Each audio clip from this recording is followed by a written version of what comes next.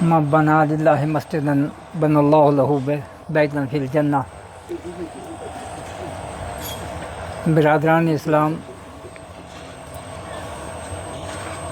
ہم ایک بڑے ہی بابرکت کام کی نسبت سے یہاں جمع ہوئے،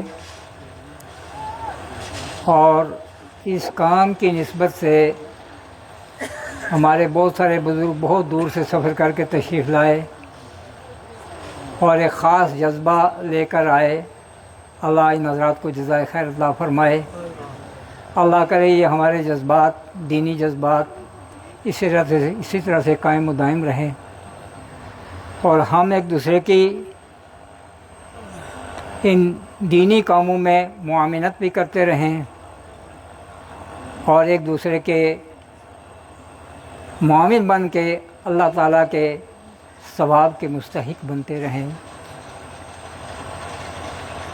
بہرحال یہ مسجد جو ہیں یہ اللہ کے گھر ہیں،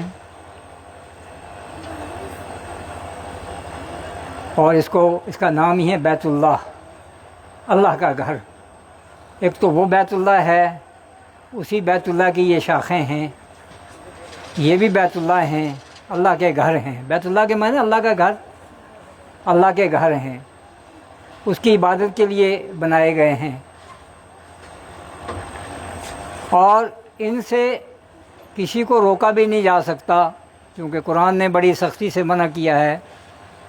وَمَنْ أَظْلَمُ مِمَّنْ مَنَعَ مَسَاجِدَ اللَّهِ أَنْ يُذْكَرَ فِيهِ اسْمُهُ، اس سے بڑا ظالم کون ہے جو اللہ کے گھروں میں عبادت کرنے سے منع کرے؟ وہ سب سے بڑا ظالم ہے جو اللہ کے گھروں میں اللہ کی عبادت کرنے سے کسی کو منع کرے، روکے، وہ سب سے بڑا ظالم ہے۔ یہ قرآن نے فیصلہ لیا ہے۔ بہرحال ایک تو یہ مساجد ہیں، دوسرے یہ بھی ہے کہ یہ روئے زمین پوری کی پوری اللہ کے نبی صلی اللہ علیہ وسلم کو جو خصوصیت دی گئی، ان خصوصیات میں سے ایک خصوصیت یہ تھی، اللہ کے نبی صلی اللہ علیہ وسلم نے فرمایا کہ جعل لی الارض طہورا و مسجدا، کہ اللہ تعالیٰ نے یہ روئے زمین میرے لیے پاک بنائی ہے اور سجدہ گاہ بنائی ہے۔ دوسری امتوں میں عبادت کے لیے مخصوص جگہیں ہوتی تھیں، لیکن اللہ کے نبی صلی اللہ علیہ وسلم نے فرمایا کہ میری امت کے لیے یہ پوری زمین مسجد ہے، سجدہ گاہ ہے اور پاکی کا ذریعہ ہے۔ مسجد و طہورا، یہ مسجد ہے، یہ زمین پوری اور پاکی کا ذریعہ ہے کہ میری امت کا آدمی کہیں بھی نماز پڑھ سکتا ہے، اور اگر اس کو پانی نہ ملے تو یہ پاک بھی ہے، اس سے وہ تیمم کر سکتا ہے۔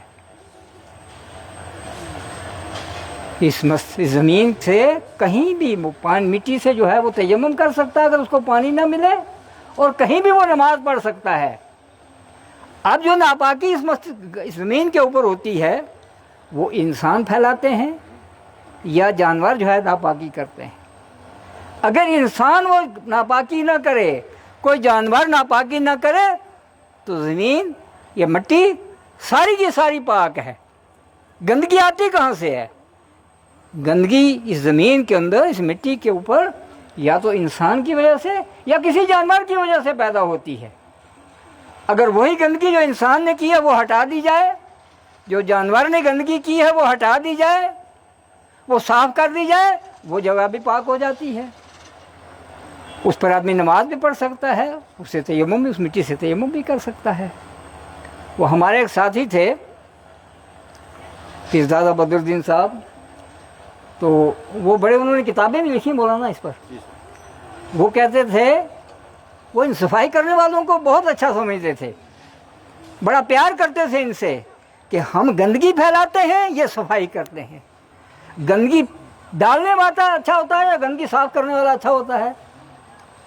وہ کہتا تھا ہم گندگی پھیلاتے ہیں لوگ، اور یہ صفائی والے اس گندگی کو صاف کرتے ہیں، یہ ہم سے اچھے ہیں کہ ہماری گندگی کو یہ صاف کرتے ہیں، ہم گندگی پھیلاتے ہیں۔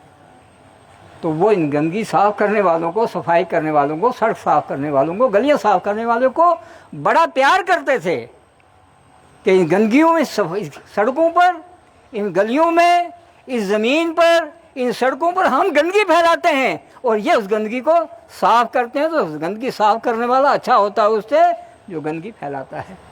اس پر باقاعدہ انہوں نے کتابیں لکھی۔ پھر تو میرے کہنے کی بھائی بات یہ ہے کہ اس روئے زمین کو اللہ نے ہمارے نبی صلی اللہ علیہ وسلم کو خصوصی طور پر مسجد کے طور پر، پاکی کے طور پر عنایت فرمایا ہے۔ اب یہ گندگی ہم لوگ پھیلاتے ہیں یا جانوروں کی گندگی پیدا ہوتی ہے، اگر وہ نہ ہو تو یہ مسجد، یہ زمین ساری کی ساری اللہ نے پاک بنائی ہے، مسجد بنائی ہے اس کو۔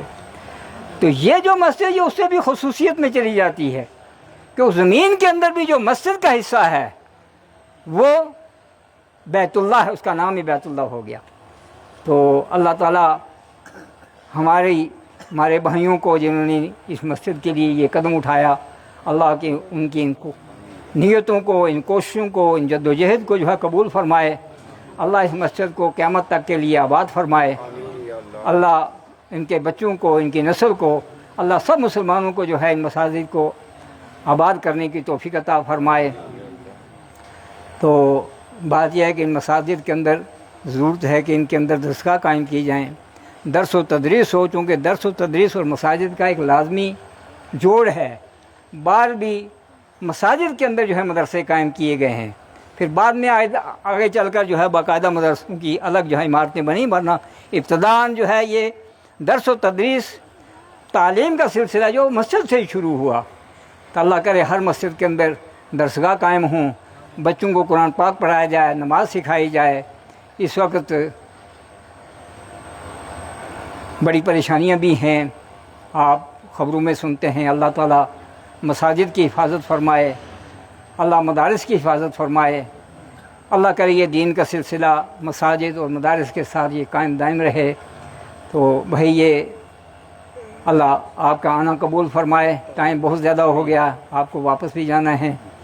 تو بہرحال ہمیں اپنی نمازوں کے ساتھ ساتھ اس وقت آپ نے بہت قیمتی تقریریں سنی ہیں۔ کچھ ساتھی ہمارے تقریر کر کے چلے گئے، مولانا عبدالباقی صاحب بیٹھے ہیں، انہوں نے نماز کے متعلق بڑی تفصیلی تقریر فرمائی۔ اور نماز الفرق بین المسلم والکافر ترک الصلاۃ، کہ نماز ایک ایسی عبادت ہے کہ ایک مسلمان اور غیر مسلم کے درمیان فرق کرنے والی نماز ہے۔ ایک آدمی اگر اس کا شکل و صورت سے وہ پہچانا نہیں جا سکتا کہ یہ مسلمان ہے یا نہیں ہے، لیکن وہ جب نماز پڑھتا ہوگا فوراً پتہ چلا جائے گا کہ یہ مسلمان ہے۔ حالانکہ ویسے اس کے لباس سے یا اس کی شکل و صورت سے نہیں پتہ چل رہا تھا، لیکن اگر وہ نماز پڑھ رہا ہے فوراً پتہ چل جائے گا یہ مسلمان ہے۔ پھر نماز جو ہے صلاۃ معراج المومنین، نماز مومن کی معراج ہے۔ انبیاء کو اگر آسمانوں پر معراج ہوئی ہے تو ایک مسلمان کو، ایک مومن کو جو ہے وہ سجدے کے اندر معراج ہے۔ اللہ سے جو قریب ہونے کا اس کا ٹائم ہے وہ سجدے کے اندر ہے۔ نماز ہی ایک ایسی عبادت ہے جس میں اللہ سے سب سے زیادہ انسان نماز میں اللہ کے قریب ہو جاتا ہے۔ تو اللہ تعالی ہمیں نمازوں کی پابندی کی توفیق عطا فرمائے۔ ہمیں نمازوں کے بعد اپنے بزرگ احباب کے جو اس دنیا سے تشریف لے گئے ہیں ان کے لیے دعائیں کرنی چاہیے۔ اللہ تعالی ہمارے آبا و اجداد، ہمارے ان بزرگوں کو جو دنیا سے وفات پا چکے ہیں، ایمان کی حالت میں چلے گئے ہیں، اللہ ان سب کی مغفرت فرمائے، اللہ ان سب کے درجات بلند فرمائے، اللہ ان سب کو جنت الفردوس عطا فرمائے۔ یہ ان کی قربانیاں ہیں، یہ ان کی محنتیں ہیں کہ جن کی محنتوں کی وجہ سے ہم آج نماز پڑھتے ہیں، دین کی طرف ہم آئے ہیں۔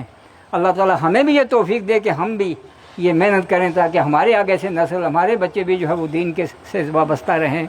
تو جو لوگ جن اللہ کے سپرد ہو گئے اور ان کی بڑی محنتیں تھیں، ان کی بڑی قربانیاں ہیں، اللہ ان سب کی مغفرت فرمائے۔ اللہ تعالیٰ جتنے بھی ہمارے اساتذہ ہیں، حالانکہ ہمارے اساتذہ نے اس لیے ہمیں نہیں پڑھایا تھا کہ یہ ہمارے نہ اس وقت ہم کام آئے، نہ ہمیں یہ تھا کہ یہ ہمیں بعد میں ہمارے کام آئیں گے، صرف واجی اللہ پڑھایا۔ تو آج وہ اللہ کے سپرد ہو گئے۔ اللہ تعالیٰ ہمارے ان اساتذہ کو جنت الفردوس میں اعلیٰ مقام عطا فرمائے۔ اللہ کی ان کی محنتوں کو، ان کی قربانیوں کو قبول فرمائے۔ اللہ تعالیٰ جتنے بیمار ہیں ہمارے گھروں میں، اسپتالوں میں، چھوٹے بڑے، عورت مرد، بچے بوڑھے جوان، یا اللہ سب کو شفائے کاملہ عاجلہ مستمرہ عطا فرما۔ اللہ تمام بیماروں کو شفائے کاملہ عاجلہ مستمرہ عطا فرمائے۔ اللہ پوری امت کے حال پر رحم فرمائے۔ اللہ ہمارے حال پر رحم فرمائے، اللہ تعالیٰ مسلمان حکمرانوں کو کامل ایمان عطا فرمائے، ایمانی غیرت عطا فرمائے، اللہ تعالیٰ پوری دنیا کے مسلمان اس وقت پریشان حال ہیں، بہت جگہوں پر بڑی تشدد ہے، مصیبتیں ہیں، پریشانی ہے، اللہ سب مسلمانوں کی مدد فرمائے، اللہ سب ان کے حال پر، اللہ پاک ہمارے سب کے حال پر رحم فرمائے، اللہ تعالیٰ دنیا سے ظلم کا خاتمہ فرمائے، اللہ کفر کا خاتمہ فرمائے، اللہ شرک بدعت اور رسومات کا خاتمہ فرمائے، اللہ دنیا میں امن و امان کے حالات پیدا فرمائے، اللہ دنیا میں امن و امان کے حالات پیدا فرمائے، اللہ توحید کو عام فرمائے، اللہ توحید کو عام فرمائے، اللہ اسلام کو غلبہ عطا فرمائے، اللہ تعالیٰ ہم سب کے حال پر رحم فرمائے، اللہ تعالیٰ ہمیں کہنے سننے سے زیادہ عمل کی توفیق عطا فرمائے۔ بارک اللہ لنا ولکم فی القرآن العظیم ونفعنا وإیاکم بالآیات والذکر الحکیم، انہ تعالی جواد کریم ملک بر رؤوف رحیم۔